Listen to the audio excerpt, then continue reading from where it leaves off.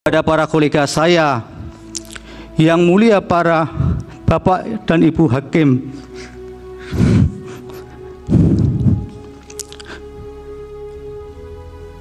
mari kita membangun kembali sinergitas persaudaraan dan juga kebersamaan dalam bekerja.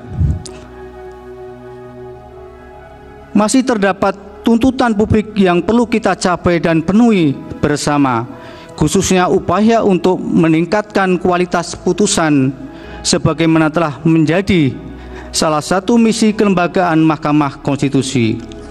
Untuk itu saya akan memperkuat dukungan penanganan perkara konstitusi sekaligus meningkatkan motivasi serta sense of belonging dari para pegawai Mahkamah Konstitusi agar tercipta suasana kerja yang semakin harmonis, terarah, dan juga seimbang. Seorang Pak Soehartoyo ingin dikenang sebagai hakim yang seperti apa sih, Pak? Kalau bisa dikenang sebagai orang yang baik aja, Mbak. Supaya dikenang menjadi orang baik aja, kalau boleh memilih kan. Okay. Karena kalau menjadi hakim yang baik itu kan bisa jadi hanya bisa dijustifikasi oleh sekelompok orang-orang tertentu, orang yang pernah bersentuhan dengan perkara di pengadilan, atau orang yang punya concern dengan soal-soal penegakan hukum. Tapi kalau sebagai orang baik kan, tetangga saya yang tiap hari saya tegur karena ya saya ketika jalan kaki olahraga itu kemudian merasa senang, kemudian memberi justifikasi, itu Hakim MK itu orangnya baik. Jadi orang baik itu yang saya inginkan, ujung orang baik itu saja. Karena dia juga belum tentu kalau setiap orang bahwa saya ini hakim, di sekalipun tetangga itu banyak yang tidak tahu. Harapannya... Bahkan ibu saya aja nggak tahu, Mbak. Oh iya, Pak. Iya. Ibu tidak tahu? Hakim MK mungkin nggak tahu. Karena bagaimana tahunya bisa? Ibu saya itu saya ini hakim saja.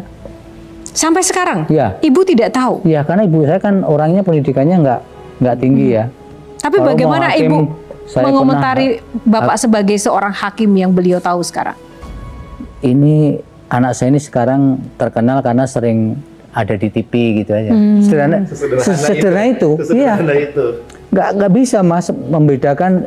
Anak saya ini pernah jadi hakim pengadilan negeri, pernah jadi hakim tinggi, apalagi hakim MK. Terlalu jauh pandangan atau pengetahuan itu bagi ibu saya yang orang di kampung begitu. Tapi apa pesan Ibu kepada Bapak selama proses menjalani kehidupan dan karir kalau bekerja supaya hati-hati.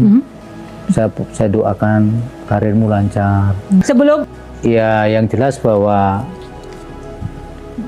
saya sendiri menyadari bahwa sebagai ketua MK saat ini bahwa distrust itu terhadap MK itu sedang melanda ya.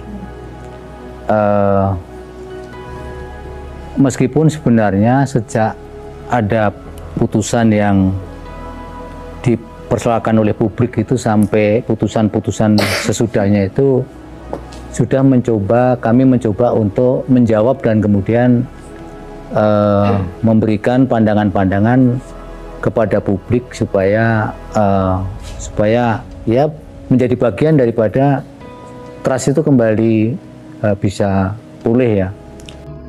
Ya, oke teman-teman, selamat datang kembali di channel ini. Nah teman-teman, itulah tadi mengenai momen ketika Ketua Mahkamah Konstitusi baru ini, ya, Bapak Soehartoyo menangis atas hilangnya kepercayaan masyarakat atau publik terhadap lembaga Mahkamah Konstitusi. Karena yang seharusnya lembaga Mahkamah Konstitusi yang menjadi aduan, ya, tempat mengadu masyarakat, sehingga dari keputusan yang dibuat, putusan-putusan itu yang tidak tepat, maka membuat kepercayaan publik atau masyarakat yang mengalami ke titik yang terendah, sehingga ini menjadi tanggung jawab dari Ketua Mahkamah Konstitusi baru dan juga Mahkamah Konstitusi hakim yang lainnya juga, bahwa bagaimana mengembalikan marwah konstitusi itu di mata masyarakat, ya, karena trust atau juga kepercayaan dari masyarakat terhadap lembaga konstitusi itu telah rusak, ya. Itu diakibatkan atas putusan yang dilakukan oleh Anwar Usman selaku pamannya Gibran Raka Buming Raka di dalam memutuskan satu perkara mengenai batas usia capres cawapres, dan publik menilai bahwa ada kepentingan di dalamnya sehingga putusan itu tidak sesuai dengan kehendak rakyat.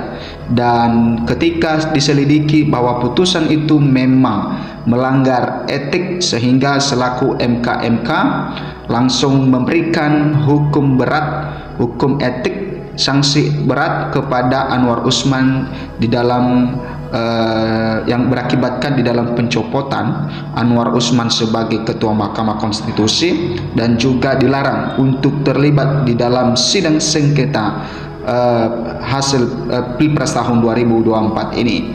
Nah, teman-teman, ya, itulah tentang yang dikatakan oleh Bapak Soehartoyo tadi, bagaimana dia dikenang sebagai hakim yang baik, dikenang sebagai hakim yang baik di mata masyarakat. Itulah tujuannya.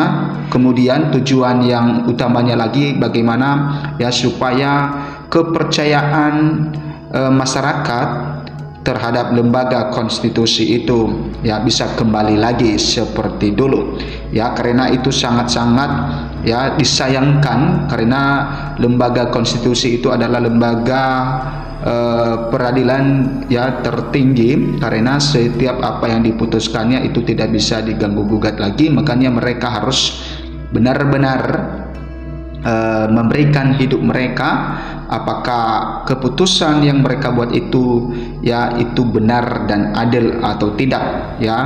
Makanya, ya, tentu hakim Mahkamah Konstitusi ini harus lebih, ya, selain mengenal hukum dunia, maka harus juga mengenal hukumnya Tuhan, ya, karena itu sangat berkaitan di dalam mengambil satu keputusan. Ketika tidak mengenal hukum keagamaan, ya, maka bisa saja mereka melenceng di dalam mengambil satu keputusan di dalam hukum dunia ini. Nah, teman-teman, inilah momen ketika Soehartoyo ini yang menangis. Di sini dikatakan bahwa menangis saat pidato usai dilantik jadi ketua MK.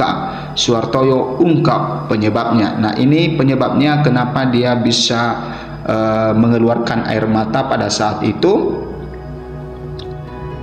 Ya, Ketua Mahkamah Konstitusi MK yang baru, Soehartoyo menangis saat pidato usai mengucapkan sumpah jabatan di gedung MK Senin 13 November lalu. Nah, Soehartoyo tercekat dan berusaha menahan isak tangisnya di tengah-tengah pidato. Usai panjang lebar menceritakan bagaimana MK melewati masa krisis kelembagaan yang belum pernah terjadi sebelumnya secara bermartabat. Dalam konteks ini, Mahkamah Konstitusi tentu tidak boleh terus larut meratapi peristiwa yang baru saja terjadi ini, kata Soehartoyo saat itu pidatonya masih lancar. Ia menyadari ada harapan besar yang diemban dirinya bersama Wakil Ketua MK Saldi Isra dan Hakim Konstitusi lainnya untuk mengembalikan kepercayaan lembaga yang dipimpinnya itu. Kami sudah memiliki komitmen bersama untuk bahu-membahu dalam membangun kembali kepercayaan dan marwah Mahkamah Konstitusi, ucapnya. Kemudian Soehartoyo baru tercekat menahan isak tangisnya saat menyapa koleganya sesama Hakim Konstitusi. Bicaranya sempat berhenti beberapa saat, lalu menutup muka sembari mengelap air mata. Kepada para kolega saya, Bapak Ibu Hakim, ucap Soehartoyo, terhenti beberapa saat tak kuasa menahan isak tangisnya. Mari kita membangun sinergitas kebersamaan dalam bekerja. Masih ada tuntutan publik yang perlu kita capai dan penuhi, lanjutnya dengan terbata-bata. Saat ditanya kenapa ia menangis, Soehartoyo mula-mula enggan menjawabnya. Pastilah saya coba tanya yang lain dulu deh. Elaknya berusaha menyembunyikan kesedihan. Nah teman-teman, namun Suhartoyo akhirnya mengungkapkan bahwa sikap emosionalnya itu karena mengingat koleganya sesama hakim konstitusi dan besarnya amanah baru yang ia emban sebagai ketua MK. Tapi insya Allah saya akan bekerja keras. Saya hanya khawatir begini, khawatir tidak bisa memenuhi ekspektasi, sehingga saya kadang-kadang apa iya saya bisa, tanpa saya skeptis atau pesimis ya, tapi dalam benak saya sendiri itu pekerjaan yang dibebankan pada hari ini menurut saya cukup berat, ungkap Suhartoyo. Oleh karena itu ketika saya selalu terbayang-bayang dengan teman-teman ini, hanya kepada mereka lah saya bisa untuk mendekati tujuan itu. Bisa tidaknya saya tidak, tapi saya akan berusaha, pungkasnya.